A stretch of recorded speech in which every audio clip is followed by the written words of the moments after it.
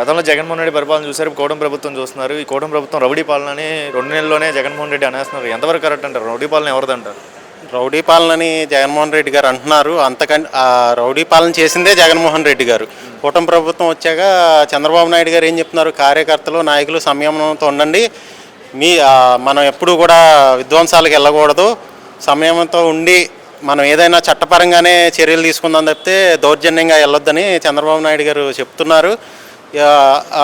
దౌర్జన్యాలను ప్రోత్సహించే విధంగా ఎప్పుడు చంద్రబాబు నాయుడు గారు కార్యకర్తలను కానీ నాయకులను కానీ ఉసుగొల్పరు. జగన్మోహన్ రెడ్డి గారి లాగా కూటమి ప్రభుత్వం ఎప్పుడు సంక్షేమ అభివృద్ధితో ఉంటుంది తప్పితే జగన్మోహన్ రెడ్డి గారి లాగా విధ్వంసానికి ఎప్పుడు దారి తీయదని నేను దీని ద్వారా తెలియజేసుకుంటున్నాను. సార్, ఇప్పుడు జగన్మోహన్ రెడ్డి అనే వ్యక్తి గతంలో జగనన్న అమ్మఒడి, జగనన్న సంక్షేమ పథకాలు, జగనన్న స్కూల్స్ అన్ని పెట్టుకునేవారు కదా. సో నిజంగా ఈ టైప్ ఆఫ్ నేమ్స్ పెట్టుకోవాలా ఆయన పేరుతోనే? ఈ కూటమి ప్రభుత్వం వచ్చాక తల్లి వందనం అని పెట్టుకున్నారు. వీళ్ళు ఎందుకు పెట్టుకోలేదు సొంత పేరు? ఆయన ఎందుకు సొంత పేరు పెట్టుకున్నారు? ఇప్పుడు పేరు అనేది ముఖ్యం కాదండి, మనకి సంక్షేమ పథకాలు అనేది పేదలకు అందుతున్నాయా లేదా అనేది ముఖ్యం. కూటమి ప్రభుత్వం అనేది ఏం ఆలోచిస్తుందంటే సంక్షేమ పథకాలు అనేది పేదలకి అందరికీ చేరువవ్వాలని ఆలోచిస్తుంది తప్పితే పేరు పెట్టుకుందాం అలా పెట్టుకుందామని లేదు అనే ఆలోచన అయితే లేదు. పవన్ కళ్యాణ్ అసెంబ్లీ గేట్ కూడా దాటనున్నారు కదా, దీని మీద మీ అభిప్రాయం ఏంటి? అసెంబ్లీ గేట్ కూడా దాటనివ్వాలని ప్రజలే నిర్ణయించారు కదా. ఎవరిని అసెంబ్లీ గేట్ దాటనివ్వని మీరు అన్నారు, కానీ ప్రజలు మిమ్మల్ని 11 సీట్లకే పరిమితం చేసి మిమ్మల్ని అసెంబ్లీలోకి రానివ్వకుండా చేశారు కదా, ప్రతిపక్ష హోదా కూడా లేకుండా. ప్రతిపక్ష హోదా కావాలని గట్టిగా బలగుద్ది చెప్తున్నారు కదా, ప్రతిపక్ష హోదా కావాలని జగన్ అంటున్నారు. ప్రతిపక్ష హోదా కావాలని ఆ రోజు మీరే కదా అసెంబ్లీలో మేము 23 మందిలో 5గురిని లాగేస్తే మీకు ప్రతిపక్ష హోదా ఉండదు అని మీరే కదా అసెంబ్లీ సాక్షిగా చెప్పారు. ఇప్పుడు మీకు 11 సీట్లు రాకుండా ప్రతిపక్ష హోదా కావాలని ఏ ఉద్దేశంతో అడుగుతున్నారు? మీరు చెప్పిన మాటే కదా అది. ప్రతిపక్ష హోదా లేకపోయినా కానీ చంద్రబాబు నాయుడు గారు మీకు ఇచ్చే గౌరవం మీకు ఇస్తున్నారు, కానీ మరి దీన్ని మీరు నిలబెట్టుకోకుండా కూటమి ప్రభుత్వం మీద విషం జిమ్ముతున్నారు, బురద జల్లుతానని చూస్తున్నారు.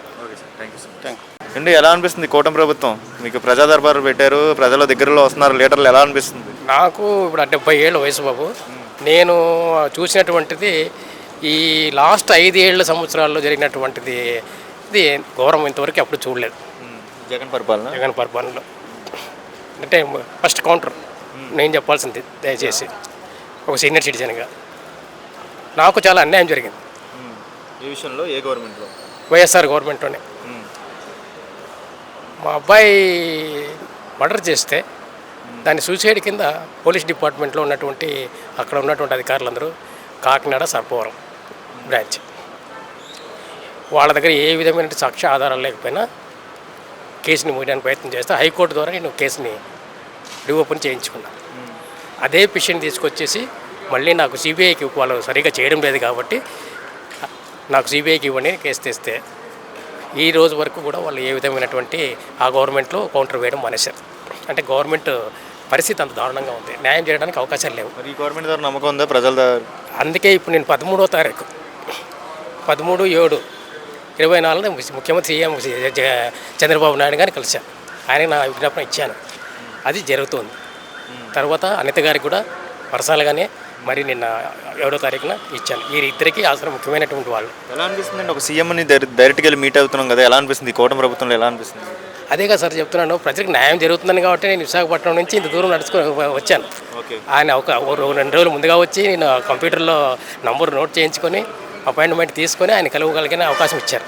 సో అంటే ఎలా చూసారా మీరు? అక్కడి నుంచి ఎవరు రమ్మన్నారు ఇక్కడికి? మీరు చూసి వచ్చారా? టీవీలో చూసి వచ్చారా? ఎలా చూసి వచ్చాను. పల్లా శ్రీనివాసరావు గారు ఇది ఇచ్చారు, యాడ్ ఇచ్చారు. ఎవరైనా ఉంటే మీరు వచ్చేసి మీ యొక్క సమస్యల్ని మాకు వచ్చి విన్నవించుకోవచ్చు, తెలుగుదేశం పార్టీ ఆఫీసులో మంగళగిరిలో ఉంది, సీఎం గారు వస్తున్నారు శనివారం కాబట్టి మీరు వస్తే చూడండి. అది చూసుకొని నేను ఇక్కడికి వచ్చి నంబర్ తీసుకున్నాను. తర్వాత శ్రీనివాసరావు గారు కూడా కలిశాను, ఆయన కూడా ఇచ్చాను. ఇప్పుడు ఆయన కలవడానికే వచ్చాను. మీకైతే మంచి జరిగిద్దని నమ్మకం ఉంది కూటమి ప్రభుత్వం ద్వారా? నాకైతే ఒక నాయకులు ఉన్నటువంటి వాళ్ళు సహకరిస్తే నాకు నా అవకాశాన్ని నాకు ఒక నమ్మకం అయితే ఉంది, న్యాయం జరుగుతుందనేసి.